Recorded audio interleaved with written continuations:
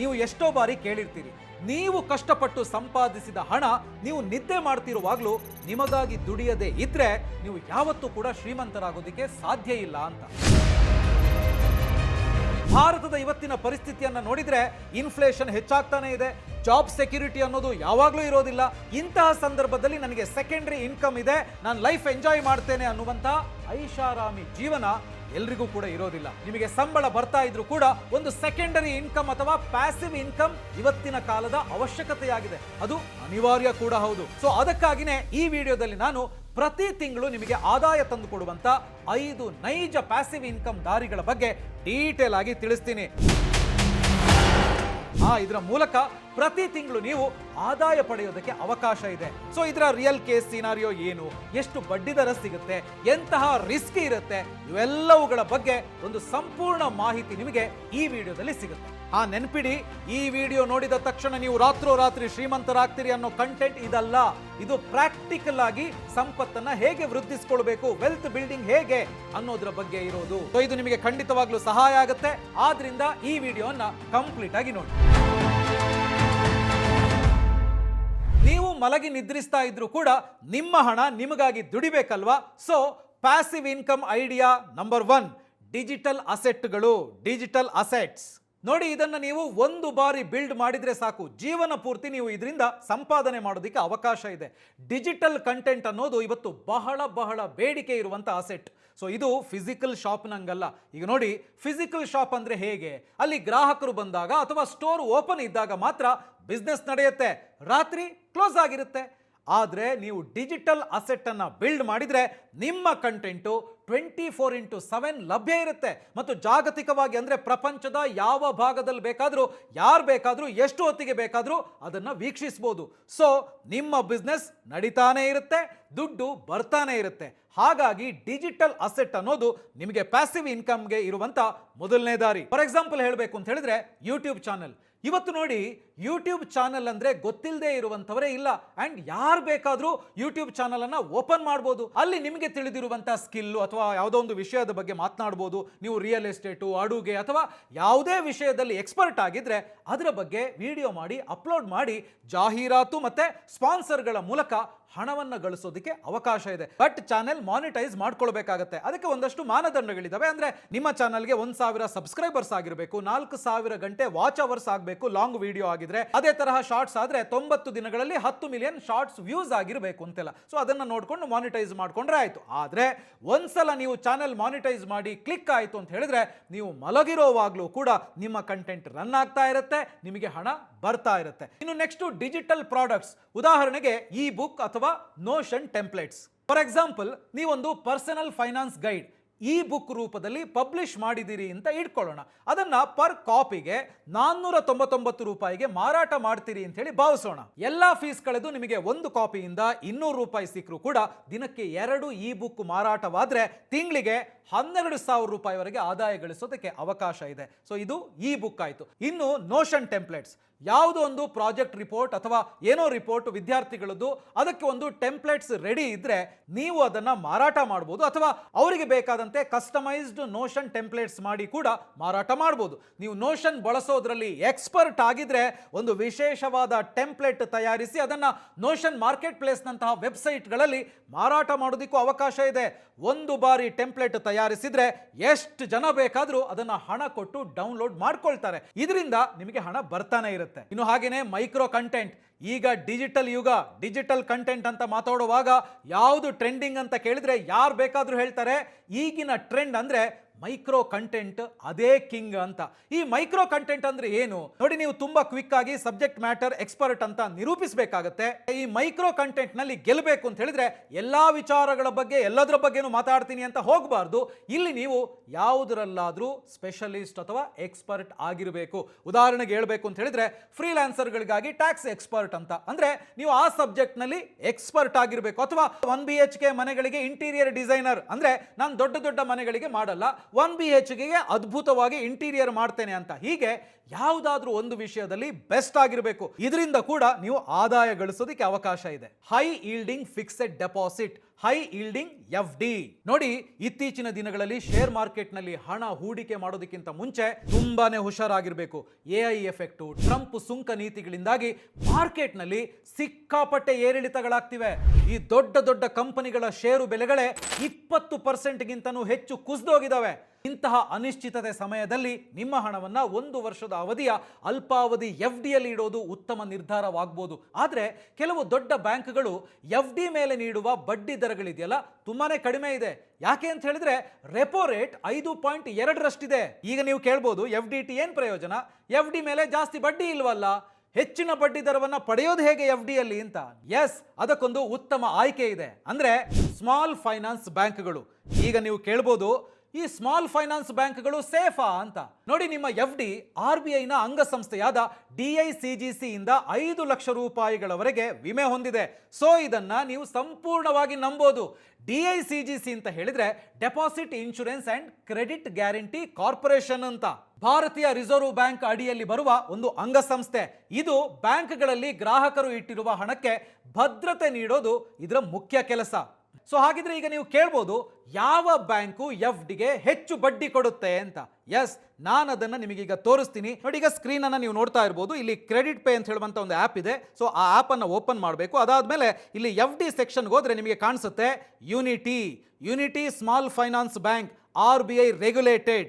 ಎಷ್ಟಿದೆ ಬಡ್ಡಿ ದರ ನೋಡಿ, ಅರ್ನ್ 7.5% ಆನ್ FD. ಅಂದರೆ ಈಗ ತಾನೇ ಈ ಯೂನಿಟಿ ಸ್ಮಾಲ್ ಫೈನಾನ್ಸ್ ಬ್ಯಾಂಕ್ ತನ್ನ FD ದರಗಳನ್ನು ವಾರ್ಷಿಕ 7.5%ಗೆ ಹೆಚ್ಚಿಸಿದೆ.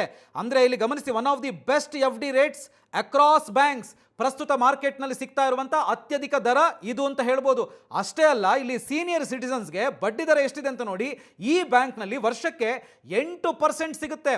ಒಂದು ವೇಳೆ ನೀವು ಈ ಕ್ರೆಡಿಟ್ ಪೇ ಆ್ಯಪನ್ನು ಬಳಸಿ ಈ FD ಯಲ್ಲಿ ಹೂಡಿಕೆ ಮಾಡಿದರೆ ನಿಮಗೆ ಕ್ರೆಡಿಟ್ ಪೇ ಕಡೆಯಿಂದ ಕ್ಯಾಶ್ ಬ್ಯಾಕ್ ರೂಪದಲ್ಲಿ ಹೆಚ್ಚುವರಿ 1% ಬಡ್ಡಿ ಕೂಡ ಸಿಗುತ್ತೆ. ಇದರಿಂದ ನಿಮ್ಮ ಲಾಭ ಇನ್ನೂ ಕೂಡ ಹೆಚ್ಚಾಗುತ್ತೆ. ಸೊ ನೋಡಿ, ಕ್ರೆಡಿಟ್ ಪೇ ಆ್ಯಪ್ ಮೂಲಕ ಈ ಯೂನಿಟಿ ಸ್ಮಾಲ್ ಫೈನಾನ್ಸ್ ಬ್ಯಾಂಕ್ ಬಗ್ಗೆ ನಾವು ತಿಳ್ಕೊಳ್ತಾ ಹೋಗೋದಿದ್ರೆ ನೋಡಿ, ಇನ್ಸ್ಟ್ಯಾಂಟ್ FD ರಿಸಿಪ್ಟ್ ಸಿಗುತ್ತೆ. ನೀವು ಹೂಡಿಕೆ ಮಾಡಿದ ತಕ್ಷಣ ಸಿಗುತ್ತೆ. ಯುವರ್ ಮನಿ ಇಸ್ ಸೇಫ್ ಅಂತ ಹೇಳ್ತಾ ಇದ್ದಾರೆ ವಿತ್ ಯೂನಿಟಿ ಬ್ಯಾಂಕು. ಹಾಗೆಯೇ ಆನ್ಲೈನ್ ವಿತ್ಡ್ರಾವಲ್ ಕೂಡ ಇದೆ ಇದರಲ್ಲಿ. No pending on principal. ಹಾಗೆ ಎಲ್ಲಕ್ಕಿಂತ ಹೆಚ್ಚಾಗಿ RBI insured up to 5 lakh by DICGC. ನಾನು ಆಗಲೇ ಹೇಳಿದ್ನಲ್ಲ, ಸೊ 5 ಲಕ್ಷದವರೆಗೆ ಗ್ಯಾರಂಟಿ ಇರುತ್ತೆ, ಏನು ಸಮಸ್ಯೆ ಆಗೋದಿಲ್ಲ. ಸೊ ಕ್ರೆಡಿಟ್ ಪೇ ಆ್ಯಪ್ ಅನ್ನು ಯೂಸ್ ಮಾಡಿಕೊಂಡು ಈ ಬ್ಯಾಂಕ್ನಲ್ಲಿ ನೀವು FD ಅನ್ನ ಇಡಬಹುದು. ಅಷ್ಟೇ ಅಲ್ಲ, ಅತ್ಯುತ್ತಮ ಬಡ್ಡಿ ದರವನ್ನು ಕೂಡ ಪಡಿಬಹುದು. ಸೊ ಇನ್ನು ನೋಡಿ, 5 ಲಕ್ಷ ರೂಪಾಯಿಯನ್ನ ಇಲ್ಲಿ ನೀವು FD ಇಟ್ಟರೆ 8% ನಂಗೆ ಲೆಕ್ಕ ಹಾಕಿದಾಗ ನಿಮಗೆ ವರ್ಷಕ್ಕೆ 40,000 ರೂಪಾಯಿ ಸಿಗುತ್ತೆ. ಇನ್ನೊಂದು ಆಗಲೇ ನಾನು ಹೇಳಿದೆ ಇದರ ಇಂಟ್ರೆಸ್ಟಿಂಗ್ ವಿಚಾರ, ಅಂದರೆ 1% ಕ್ಯಾಶ್ ಬ್ಯಾಕ್ ರೂಪದಲ್ಲಿ ಬಡ್ಡಿ ಸಿಗುತ್ತೆ. ಅಂದರೆ ಉದಾಹರಣೆಗೆ ನೀವು 5 ಲಕ್ಷ ರೂಪಾಯಿ FD ಇಟ್ರಿ ಅಂತ ಆದರೆ ಇಲ್ಲಿ ನಿಮಗೆ 1% ಕ್ಯಾಶ್ ಬ್ಯಾಕ್ ಅಂದರೆ 5,000 ರೂಪಾಯಿ ಸಿಗುತ್ತೆ. ಸೊ ಡಿಸ್ಕ್ರಿಪ್ಷನ್ ಅಲ್ಲಿ ಲಿಂಕ್ ಕೊಟ್ಟಿದ್ದೀನಿ, ಕ್ಲಿಕ್ ಮಾಡಿ ನೋಡಿ. ಅದರಲ್ಲಿರೋ ಟರ್ಮ್ಸ್ ಅಂಡ್ ಕಂಡೀಷನ್ಸ್ ಅನ್ನು ಓದಿ ಆಮೇಲೆ ನಿಮಗೆ ಇದು ಸೂಕ್ತ ಅಂತೇಳಿ ಅನಿಸಿದ್ರೆ ಕ್ರೆಡಿಟ್ ಪೇ ಆಪ್ ಮೂಲಕ ಈ ಬ್ಯಾಂಕ್ FD ಯಲ್ಲಿ ಹೂಡಿಕೆ ಮಾಡಿ ಒಳ್ಳೆಯ ಬಡ್ಡಿಯನ್ನ ಗಳಿಸಬಹುದು. ಸೊ ಇನ್ನು ಪ್ಯಾಸಿವ್ ಇನ್ಕಮ್ಗೆ ಇರುವಂತ next idea post office monthly income scheme, POMIS. ಇದು ಕೇಂದ್ರ ಸರ್ಕಾರ ಬೆಂಬಲಿತ ಯೋಜನೆ. ನೋಡಿ, ನಿಮ್ಮ ಹಣ ಸೇವಿಂಗ್ಸ್ ಅಕೌಂಟ್ ನಲ್ಲಿ ಇದ್ರೆ ಅದರ ಖರೀದಿ ಸಾಮರ್ಥ್ಯ ಅಂದ್ರೆ ಪರ್ಚೇಸಿಂಗ್ ಪವರ್ ಕಡಿಮೆ ಆಗುತ್ತೆ. ಹೌದು, ಅಕೌಂಟ್ನಲ್ಲಿ ಲಕ್ಷಗಳಲ್ಲಿ ಹಣ ಇದೆ, ಆದರೆ ಅಲ್ಲಿ ನಿಮಗೆ ಕೇವಲ 3% ಬಡ್ಡಿ ಸಿಗಬಹುದು. ಆ ತಪ್ಪು ಮಾಡದೇನೆ ನೀವು ಆ ಹಣವನ್ನು ಈ ಸ್ಕೀಮ್ನಲ್ಲಿ ಹೂಡಿಕೆ ಮಾಡಿದರೆ ನಿಮಗೆ ಸುಮಾರು 7.4% ವರೆಗೆ ಬಡ್ಡಿ ಸಿಗುತ್ತೆ. ಪ್ರತಿ ತಿಂಗಳು ನೀವು ಎಷ್ಟು ಹೂಡಿಕೆ ಮಾಡಿದ್ದೀರೋ ಆ ಹಣಕ್ಕೆ ಬರೋ ಬಡ್ಡಿ ನಿಮ್ಮ ಅಕೌಂಟಿಗೆ ಟ್ರಾನ್ಸ್ಫರ್ ಆಗುತ್ತೆ. 5 ವರ್ಷಕ್ಕೆ ಲಾಕ್ ಇನ್ ಪೀರಿಯಡ್ ಇರುತ್ತೆ. 5 ವರ್ಷದ ನಂತರ ನೀವು ಹೂಡಿಕೆ ಮಾಡಿದ ಆ ಬಲ್ಕ್ ಅಮೌಂಟ್ ನಿಮ್ಮ ಕೈಗೆ ಸಿಗುತ್ತೆ. ಸೊ ನೀವು ಹೂಡಿಕೆ ಮಾಡಿದ್ದಲ್ಲಿಂದ 60 ತಿಂಗಳು ನಿಮಗೆ ಪ್ರತಿ ತಿಂಗಳು ಹಣ ಬರ್ತಾ ಇರುತ್ತೆ. ಸೊ ಇನ್ನು ಈ ಪೋಸ್ಟ್ ಆಫೀಸ್ ಮಂತ್ಲಿ ಸ್ಕೀಮ್ ಅನ್ನೋದು ಕೇಂದ್ರ ಸರ್ಕಾರದ ಬೆಂಬಲ ಇರೋ ಸ್ಕೀಮ್ ಆಗಿರೋದ್ರಿಂದ ಸೇಫ್ ಅನ್ನೋದ್ರಲ್ಲಿ ಎರಡು ಮಾತಿಲ್ಲ. ಅಂದ್ರೆ ಇಲ್ಲಿ ರಿಸ್ಕ್ ಇಲ್ಲವೇ ಇಲ್ಲ ಅಂತ ಹೇಳ್ಬೋದು. ಸೊ ಈಗ ಒಂದು ಎಕ್ಸಾಂಪಲ್ ನೋಡೋಣ. ನೀವು 5 ಲಕ್ಷ ರೂಪಾಯಿಯನ್ನ ಈ post office monthly income scheme ನಲ್ಲಿ ಹೂಡಿಕೆ ಮಾಡಿದ್ರೆ ನಿಮಗೆ ಪ್ರತಿ ತಿಂಗಳು 3,083 ರೂಪಾಯಿ ನಿಮ್ಮ ಅಕೌಂಟಿಗೆ ಬರುತ್ತೆ. ಅದು ಕೂಡ 60 ತಿಂಗಳು ಬರ್ತಾ ಹೋಗುತ್ತೆ. ಆಮೇಲೆ ಆ 5 ಲಕ್ಷ ಮೆಚುರಿಟಿ ಆದಮೇಲೆ ನಿಮಗೆ ವಾಪಸ್ ಸಿಗುತ್ತೆ. ಸೊ ಅದೇ ರೀತಿ ಇನ್ನು 9 ಲಕ್ಷ ರೂಪಾಯಿಯನ್ನ ನೀವು ಈ ಸ್ಕೀಮ್ನಲ್ಲಿ ಹೂಡಿಕೆ ಮಾಡಿದರೆ ಎಷ್ಟು ಸಿಗುತ್ತೆ ಅದನ್ನು ನೋಡೋಣ. ನೋಡಿ, ಇಲ್ಲಿ ಹೂಡಿಕೆ ಮಿತಿ ವೈಯಕ್ತಿಕವಾಗಿ ಗರಿಷ್ಠ 9 ಲಕ್ಷ ಮಾತ್ರ. ಮತ್ತು ನೀವು ಜಾಯಿಂಟ್ ಅಕೌಂಟ್ ಮೂಲಕ ಏನಾದರೂ ಹೂಡಿಕೆ ಮಾಡ್ತೀರಿ ಅಂತ ಹೇಳಿದ್ರೆ 15 ಲಕ್ಷದವರೆಗೆ ಹೂಡಿಕೆಯನ್ನ ಮಾಡಬಹುದು. ಸೊ ಈಗ 9 ಲಕ್ಷ ರೂಪಾಯಿಯನ್ನ ಈ ಪೋಸ್ಟ್ ಆಫೀಸ್ ಮಂತ್ಲಿ ಇನ್ಕಮ್ ಸ್ಕೀಮ್ನಲ್ಲಿ ಹೂಡಿಕೆ ಮಾಡಿದ್ರೆ ಪ್ರತಿ ತಿಂಗಳು ಎಷ್ಟು ಬರುತ್ತೆ ಅಂತ ಹೇಳಿ ನೋಡೋಣ. ಸೊ ಈಗ ರೇಟ್ ಆಫ್ ಇಂಟ್ರೆಸ್ಟ್ ಬಂದು 7.4% ನಷ್ಟಿದೆ. ಸೊ ಅದರಂತೆ ನಾವು ಲೆಕ್ಕ ಹಾಕಿದಾಗ 9 ಲಕ್ಷ ರೂಪಾಯಿಯ ನಿಮ್ಮ ಹೂಡಿಕೆಗೆ ಪ್ರತಿ ತಿಂಗಳು 5,550 ರೂಪಾಯಿ ಬರುತ್ತೆ. ಸೊ ಇದು 60 ತಿಂಗಳು ಕೂಡ ಬರುತ್ತೆ.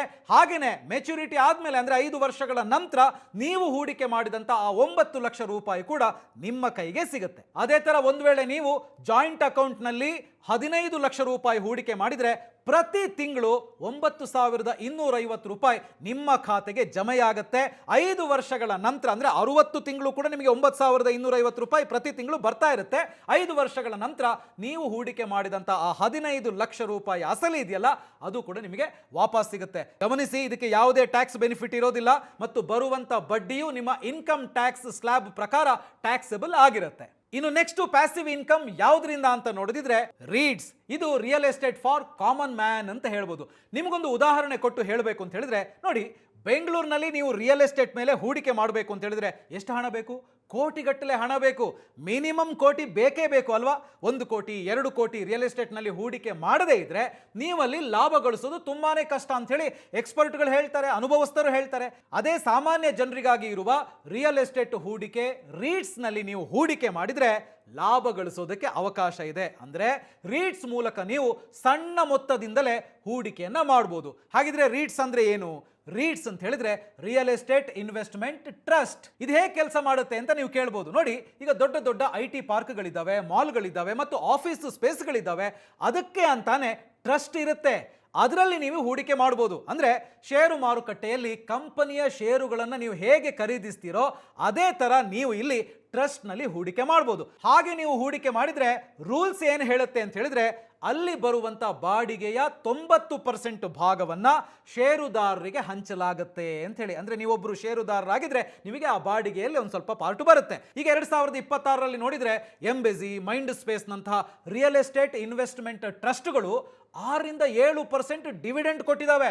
ನೀವೇನಾದ್ರೂ ಇಲ್ಲಿ 10 ಲಕ್ಷ ರೂಪಾಯಿಯನ್ನ ಹೂಡಿಕೆ ಮಾಡಿದ್ರಿ ಅಂದ್ರೆ ಈ ಲೆಕ್ಕಾಚಾರದ ಪ್ರಕಾರ ವರ್ಷಕ್ಕೆ 6-7% ಡಿವಿಡೆಂಡ್ ಅಂತ ಹೇಳಿದ್ರೆ 60,000-70,000 ರೂಪಾಯಿ ಡಿವಿಡೆಂಡ್ ಸಿಗಬಹುದು. ನೋಡಿ, ಇದನ್ನ ಕ್ವಾರ್ಟರ್ಲಿ ಪೇ ಮಾಡ್ತಾರೆ. ಈಗ 60,000 ರೂಪಾಯಿ ಅಂತ ಲೆಕ್ಕ ಹಾಕಿದ್ರೆ ಪ್ರತಿ 3 ತಿಂಗಳಿಗೊಮ್ಮೆ ನಿಮಗೆ 15,000 ರೂಪಾಯಿ ಸಿಗುತ್ತೆ. ಅಂದ್ರೆ 15,000 ರೂಪಾಯಿ ಪೇ ಮಾಡ್ತಾರೆ. ಸೊ ಇಲ್ಲಿ ರೀಟ್ಸ್ ನಲ್ಲಿ ಹೂಡಿಕೆ ಮಾಡಿದ್ರೆ ಪ್ರಯೋಜನ ಏನು ಅಂತ ಹೇಳಿದ್ರೆ ಇಲ್ಲಿ ಡಿವಿಡೆಂಡ್ ಜೊತೆಗೆ ಪ್ರಾಪರ್ಟಿ ವ್ಯಾಲ್ಯೂ ಹೆಚ್ಚಾದಾಗ ಕ್ಯಾಪಿಟಲ್ ಅಪ್ರಿಸಿಯೇಷನ್ ಲಾಭ ಕೂಡ ಸಿಗುತ್ತೆ. ಸೊ ಇದನ್ನ ಮರಿಬೇಡಿ. ಸೊ ಇನ್ನು 5ನೇ ಪ್ಯಾಸಿವ್ ಇನ್ಕಮ್ ಐಡಿಯಾ ಏನು ಅಂತ ಹೇಳಿದ್ರೆ ಆಸ್ತಿಗಳನ್ನ ಬಾಡಿಗೆಗೆ ನೀಡುವುದು.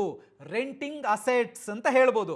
ರೆಂಟಿಂಗ್ ಅಸೆಟ್ಸ್ ಅಂತ ಹೇಳಿದ್ರೆ ನಿಮ್ಮ ಬಳಿ ಇರುವಂತ ಆದ್ರೆ ನೀವು ಬಳಸದೇ ಇರುವಂತ ಆಸ್ತಿಗಳನ್ನ ಬಾಡಿಗೆಗೆ ನೀಡಬಹುದು. ಯಾವ್ಯಾವುದು? For example parking space. For example ಹೇಳಬೇಕು ಅಂತ ಹೇಳಿದ್ರೆ ನೀವು ಬೆಂಗಳೂರು, ಹೈದರಾಬಾದ್ ಹೀಗೆ ಮೆಟ್ರೋ ಸಿಟಿಗಳಲ್ಲಿ ಇದ್ರೆ ಪಾರ್ಕಿಂಗ್ ಸ್ಪೇಸ್ ಅನ್ನ ಬಾಡಿಗೆ ಕೊಡಬಹುದು. ನಿಮ್ಮ ಮನೆ ಹತ್ರ ಒಂದು ಸ್ವಲ್ಪ ಖಾಲಿ ಜಾಗ ಇದೆ, ಅದನ್ನ ನೀವು ಯೂಸ್ ಮಾಡಲ್ಲ ಅಂತ ಹೇಳಿದ್ರೆ ಕಾರು ಪಾರ್ಕಿಂಗಿಗೆ ಬಾಡಿಗೆಗೆ ಕೊಡಬಹುದು. ನೋಡಿ, ನಿಮ್ಗೆ ಗೊತ್ತಿರುತ್ತೆ ಮೆಟ್ರೋ ಸಿಟಿಗಳಲ್ಲಿ ಪಾರ್ಕಿಂಗ್ ಸಮಸ್ಯೆ ಇದೆ. ನಿಮ್ಮ ಖಾಲಿ ಜಾಗವನ್ನ ಬಾಡಿಗೆಗೆ ನೀಡಿದ್ರೆ ಒಂದು ಕಾರಿಗೆ ದಿನಕ್ಕೆ 100 ರೂಪಾಯಿ ಅಂತೆ ಬಾಡಿಗೆ ಫಿಕ್ಸ್ ಮಾಡಿದ್ರೆ ತಿಂಗಳಿಗೆ 3,000 ರೂಪಾಯಿ. ಹಾಗೇನೆ 4 ಕಾರಿಗೆ ಪಾರ್ಕಿಂಗ್ ಕೊಟ್ರೆ 400 ರೂಪಾಯಿ ಪ್ರತಿದಿನಕ್ಕೆ ಸಿಗುತ್ತೆ. ಅಂದ್ರೆ ತಿಂಗಳಿಗೆ 12,000 ರೂಪಾಯಿವರೆಗೆ ಗಳಿಸೋದಕ್ಕೆ ಅವಕಾಶ ಇದೆ. ಹಾಗೇನೆ ನೆಕ್ಸ್ಟ್ ಸ್ಪೇರ್ ರೂಮ್.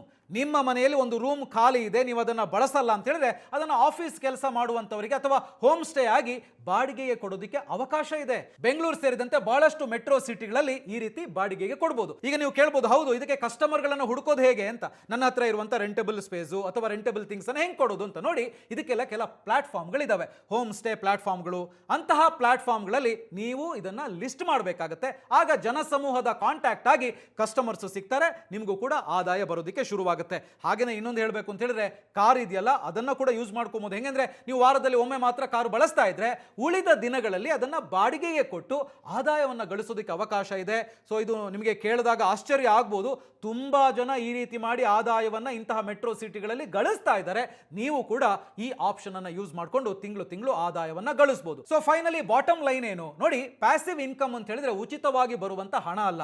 ಆರಂಭದಲ್ಲಿ ನೀವು ನಿಮ್ಮ ಸಮಯ, ಬುದ್ಧಿವಂತಿಕೆ ಅಥವಾ ಹಣವನ್ನ ಹೂಡಿಕೆ ಮಾಡಬೇಕಾಗತ್ತೆ. ನೀವು ಕಷ್ಟಪಟ್ಟು ಸಂಪಾದಿಸಿದ ಹಣ ನಿಮಗಾಗಿ ಕೆಲಸ ಮಾಡುವಂತೆ ಪ್ಲಾನ್ ಅನ್ನ ಮಾಡ್ಕೊಳ್ಬೇಕಾಗುತ್ತೆ. ಸೊ ಈಗಾಗಲೇ ನಾನು 5 ಪ್ಯಾಸಿವ್ ಇನ್ಕಮ್ ಐಡಿಯಾಗಳನ್ನ ಕೊಟ್ಟಿದ್ದೀನಿ. ಸೊ ಇದರಲ್ಲಿ ನಿಮಗೆ ಯಾವುದು ಇಷ್ಟ ಆಯಿತು ಅಂತ ಹೇಳಿ ಕಾಮೆಂಟ್ ಸೆಕ್ಷನ್ ಅಲ್ಲಿ ತಿಳಿಸಿ. ಸೊ ಈ ಮಾಹಿತಿ ನಿಮಗೆ ಇಷ್ಟ ಆಗಿದೆ ಅಂದ್ರೆ ಲೈಕ್ ಮಾಡಿ, ಹಾಗೇನೆ ಶೇರ್ ಮಾಡಿ. ಬಾಸ್ವಾಲಾ ಕನ್ನಡ ಚಾನಲ್ ಅನ್ನ ಸಬ್ಸ್ಕ್ರೈಬ್ ಮಾಡಿ. ಬ್ರಾಂಡ್ ಪಾರ್ಟ್ನರ್ಶಿಪ್ ಮತ್ತು ಜಾಹೀರಾತಿಗಾಗಿ ಸಂಪರ್ಕಿಸಿ brand@bosswala.com. WhatsApp number 9108014192. Boss Wala. Be the boss.